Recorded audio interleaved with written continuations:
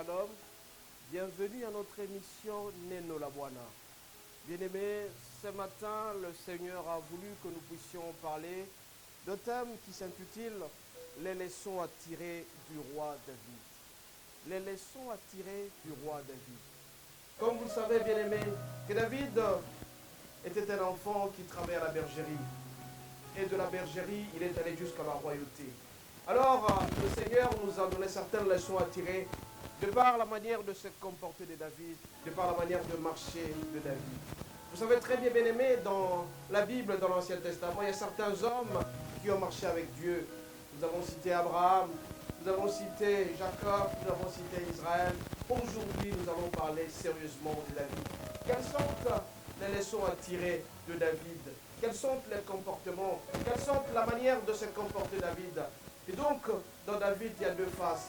Il y a la face A, c'est-à-dire du côté positif, et la face B, le côté où David a connu des situations très difficiles. Mais comme vous le savez, bien aimés, nous ne savons pas avancer sans pour autant solliciter, demander que le Saint-Esprit puisse nous accompagner. C'est lui, notre assistant principal. C'est lui qui va nous guider afin que nous puissions marcher normalement. Tous ces hommes, à travers la Bible, avaient l'Esprit de l'Éternel. Mais avec la grâce de Dieu dans le Nouveau Testament, nous avons le Saint-Esprit qui va nous accompagner. Nous allons prier.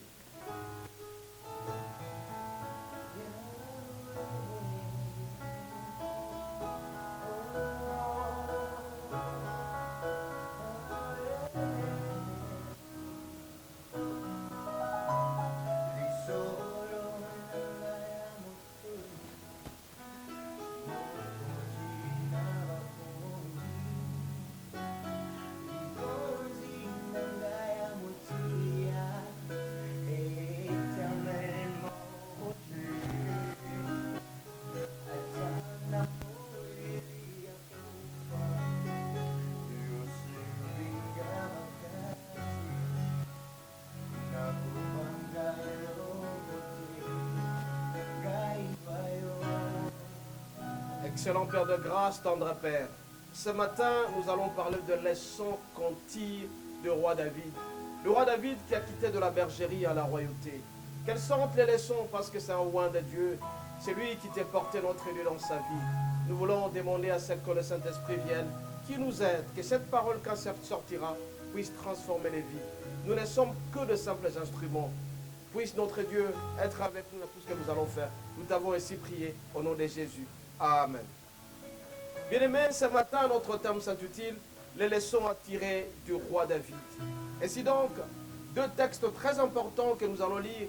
Ce texte va nous aider à nous guider sérieusement. Le premier, il est relatif à celui-ci, 2 Samuel 5, du premier jusqu'au 5e verset.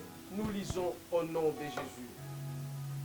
Toutes les tribus d'Israël vinrent auprès de David à Hébron et dirent: Voici, nous sommes tes os et ta chair.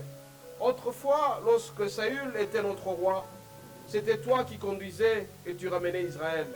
L'Éternel t'a dit: Tu paîtras ton peuple d'Israël et tu seras le chef d'Israël. Ainsi, tous les anciens d'Israël vinrent auprès de toi, le roi d'Hébron. Et le roi David fit alliance avec eux à Hébron, devant l'Éternel. Ils loignirent David pour roi sur Israël. David était âgé de 30 ans lorsqu'il devint roi et il régna 40 ans. À Hébron, il régna sur Juda 7 ans et 6 mois. Et à Jérusalem, il régna 38 ans sur tout Israël et Juda. Bien aimé, voilà un peu le premier texte qui a ramené David de la bergerie à la royauté. David était en train de paître les troupeaux et à certains moments, le Seigneur était très furieux contre Saül et il a décidé de oindre sérieusement David afin qu'il prenne la tête du royaume. Nous allons passer au deuxième texte, Samuel 11, du 26e au 27e verset. 11, 26e jusqu'au 27, nous lisons au nom de Jésus.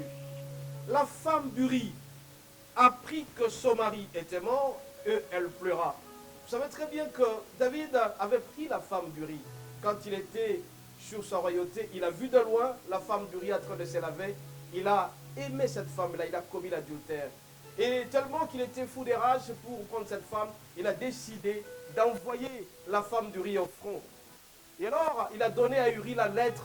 Quand il va arriver là-bas, qu'on les tue et qu'il reste avec la femme. La femme d'Uri a appris que son mari était mort. Qu'elle pleure. Un faux deuil. Un deuil porté de toutes pièces. Un deuil théâtral. Parce que Uri est allé avec la lettre. Il était un facteur obéissant au roi. Il a obéi au roi. Et il a amené la lettre auprès de l'autre côté pour qu'on l'amène à ce qu'il soit tué. 27. Quand le deuil fut passé, David envoya chercher la femme et la recueillit dans sa maison. Elle devint sa femme et lui enfanta un fils, ce que David avait fait de plus au Seigneur. Bien aimé, vous voyez ici que quand David a pris la femme d'autrui, il a mis au monde avec la femme d'autrui, la femme d'Uri, et cela a déplu au Seigneur. Bien aimé, la plupart des fois, on peut se poser la question, qu'est-ce que nous faisons qui plaît au Seigneur? Quelle est l'opinion du Seigneur de notre manière de vivre? Est-ce que le Seigneur est content de ce que nous faisons? Est-ce que le Seigneur est heureux? Voilà ce qu'a fait David en prenant la femme d'autrui, ça déplut au Seigneur. Bien aimé, nous avons posé la question de savoir dans tout ce que nous faisons, est-ce que nous sommes contents de ce que nous faisons? Est-ce que nous regardons tout simplement nos intérêts? Et David, ce qu'il a fait en prenant la femme d'autrui, cela a déplu au Seigneur. Bien aimé, nous sommes en train de parler de certaines leçons que nous devons tirer. Nous devons tirer du roi David. Le roi David qui était un petit et qui a été oint à l'âge de 30 ans pour qu'il devienne roi, pour diriger Israël. Il a fait, comme on l'a dit tantôt, à Juda, il a fait 7 ans et 3 mois et 33 ans vers Israël. Et là, il a géré sérieusement pendant 40 ans. L'objectif, bien aimé, de ces messages, l'objectif de cette leçon que nous sommes en train de chercher, c'est de mettre en garde pour que nous puissions avoir de garde-fous de notre manière de nous comporter. Parce que Dieu veut faire de grandes choses en vous. Le Seigneur a mis en vous un certain projet et ce projet doit être réalisé. Alors à travers les leçons de David, tu dois savoir comment tu dois te comporter, comment tu dois vivre, comment tu dois marcher normalement pour plaire au Seigneur. Il ne faut pas faire ce que David a fait quand il a pris la femme d'autrui, cela a déplu au Seigneur. Ce matin bien aimé, nous devons savoir que David, là où il était, il menait une vie tranquille. Il était en train de paître le troupeau. Il est en train de regarder le bœuf et regarder le mouton. Il menait une vie tranquille. Mais subitement, Dieu, il a pris son prophète pour aller dans sa famille, pour chercher un garçon, à chercher quelqu'un qui pourra remplacer sérieusement Saül, parce que Saül s'est mal comporté envers Dieu. Saül, Dieu l'avait déjà quitté. Alors, quand ce prophète est arrivé dans la famille, il a trouvé tout le monde, sauf David. David n'était pas là. Il a posé la question auprès de la famille de David. Où sont ceux-là que Dieu m'a envoyés? Ils ont été tous autour de lui. Et malheureusement, parmi tous les frères de David, personne n'avait l'esprit de l'Éternel. Et le prophète n'a rien dit. Et le Dieu, il commençait à se poser la question, est-ce qu'il y a quelqu'un qui sera roi dans cette maison? Et il a posé la question au papa de David, est-ce qu'il y a encore un autre qui est là? Mais avec mépris, il a répondu, oui, il y a encore quelqu'un, il s'appelle David, mais il est en train de paître le troupeau. Bien aimé, très souvent, on est méprisé. Très souvent, on est méprisé parce que c'est l'aspect extérieur.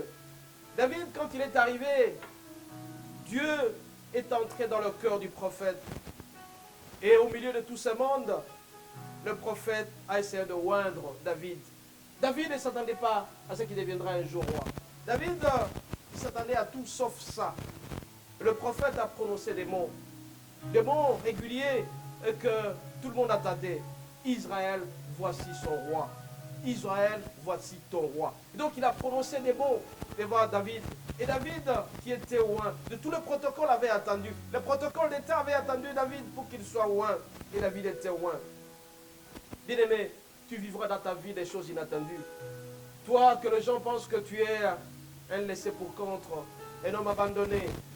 Mais tu dois savoir que tant que tu vis, l'espérance sera toujours là. Toi aussi, à ce matin, qui est en train de me suivre à cet instant, je veux te dire tout simplement une seule chose, c'est que le Seigneur a conçu un plan pour toi. Le Seigneur a planifié un plan et le Seigneur va exécuter. Ce qu'il promet va le réaliser. Fais tout pour te rattacher au Seigneur. Fais tout pour garder l'intimité avec Dieu. Fais tout pour faire en sorte que le Seigneur t'aime de plus en plus. Ne l'abandonne jamais. C'est lui qui doit marcher avec toi. Fais confiance en lui totalement. L'assurance auprès de lui, la confiance totale auprès de lui, tu réussiras tout ce que tu cherches. Développe des très bonnes habitudes, ne sois pas méchant. Bien-aimé, nous devons savoir que le Seigneur est avec nous. Quand il te donne un plan, il t'équipe sérieusement. Quand il te oint, il te donne la responsabilité, il t'équipe directement. Fais un effort, mon bien-aimé, pour te rattacher au Seigneur. Et quand tu feras un effort pour te rattacher au Seigneur, tu verras que tout marchera normalement. Tu as un projet en toi. David avait un projet.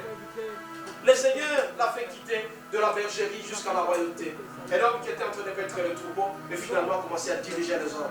Voilà un peu l'esprit de l'éternité avec lui. Toi aussi, pour que tu réussisses complètement ta vie, fais un effort à cet instant d'avoir le Saint-Esprit, de garder la fidélité auprès du Seigneur, l'intimité avec lui, l'alliance avec lui. Cette alliance, c'est de fuir les péchés, de sanctifier, d'être mis à part, de faire plaisir au Seigneur. Ne fais jamais des choses qui risquent de déplaire au Seigneur comme a fait David. David, à un certain moment, en prenant la femme d'Uri, a fait ce qui a déplu au Seigneur. Et le Seigneur l'a quitté à un certain moment. Mais comme c'était l'homme, selon le cœur du Seigneur, il a été béni de plus en plus. Nous voulons, bien aimés, ce matin, vous dire tout simplement, il y a plusieurs leçons à tirer. Plusieurs leçons à tirer dans l'exemple de David. Le roi David a quitté de la bergerie jusqu'à devenir roi parce qu'il a respecté certaines choses dans sa vie. Bien aimé, Dieu, quand il fait un choix, il a su, et il sait pourquoi il fait ses choix. Dieu, quand il te donne un appel, il t'équipe sérieusement. Fais un effort pour te rattacher au Seigneur. Fais un effort pour faire en sorte que le Seigneur puisse demeurer toujours ta protection. Le Seigneur est là, fidèle. Tout ce qu'il conçoit, quand il promet, il le réalise. Faisons tout pour nous rattacher, nous rapprocher de plus en plus de lui, comme dit dans Jacques. Je me rapprocherai de toi et tu seras toujours avec moi. Bien-aimés, ce matin, nous allons maintenant clôturer en priant, en demandant à ceux-là qui nous ont suivis avec attention soutenue de suivre l'exemple de David pour être heureux. Parce que David est avec nous. David qui est avec Dieu, il était avec Dieu à tout moment, il a réussi son pari parce que tout simplement il était fidèle. Il n'a pas été méchant quand Saoul cherchait à les tuer. Saoul cherchait à tuer David, mais David a dit je ne toucherai pas au roi des dieux. Il avait peur du roi des dieux. Toi aussi, de temps en temps tu insultes les pasteurs. Fais attention, il ne faut pas toucher au roi des dieux. Évite d'insulter les pasteurs parce que le retour